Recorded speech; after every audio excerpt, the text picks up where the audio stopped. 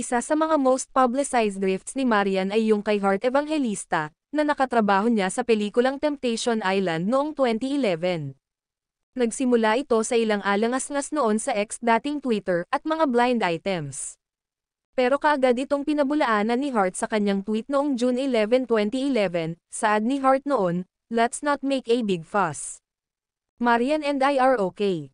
Showbiz is showbiz so, Heart World, wag na tayo mag-away-away." Ngunit kinumpirma ng isang report na may nangyari talagang insidente sa airport sa Manila noong June 13, 2011, kung saan sangkot pa raw ang ina ni Heart na si Cecile Ongpauco.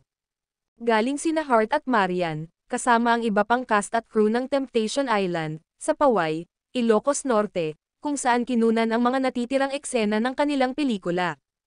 Ayon sa report ng veteran columnist na si Mario Bautista sa People's Journal noong June 14, 2011, pagdating sa Manila Airport ay lalapit sana si Marian kay Heart para magpaalam.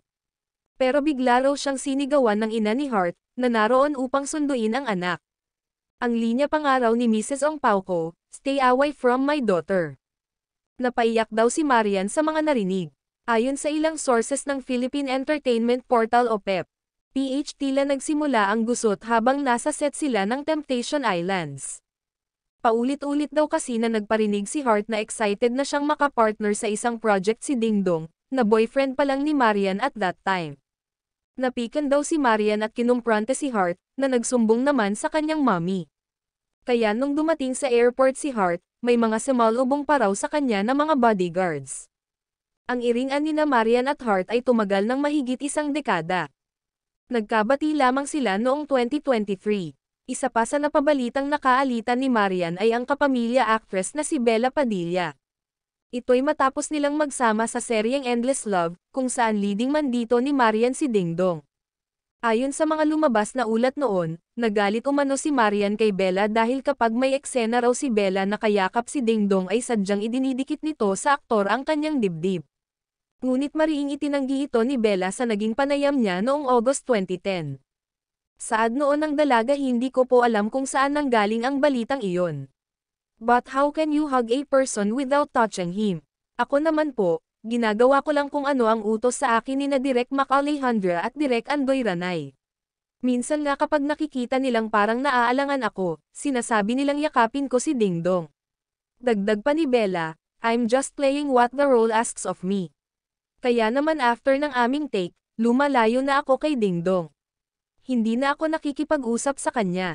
Katulad ni Heart, all good na rin ngayon sina Marian at Bella.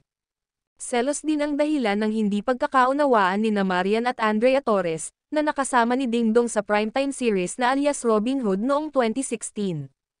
Kinausap di umano ni Marian si Andrea sa set ng alias Robin Hood dahil sa matindi raw nitong pagseselos. Ngunit nilinaw ni Andrea sa isang panayam noon na wala pa siya sa set nang dumating si Marian para dalawin si Dingdong. In short, hindi raw sila nakapag-usap.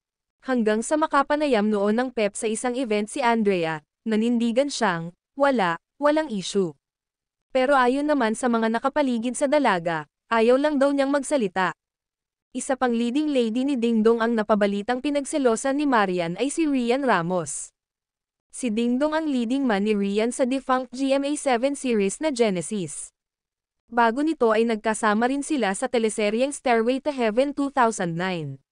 Katulad ni Andrea, nagdedmahan daw sina Rian at Marian nang bumisita ang huli sa set ng Genesis.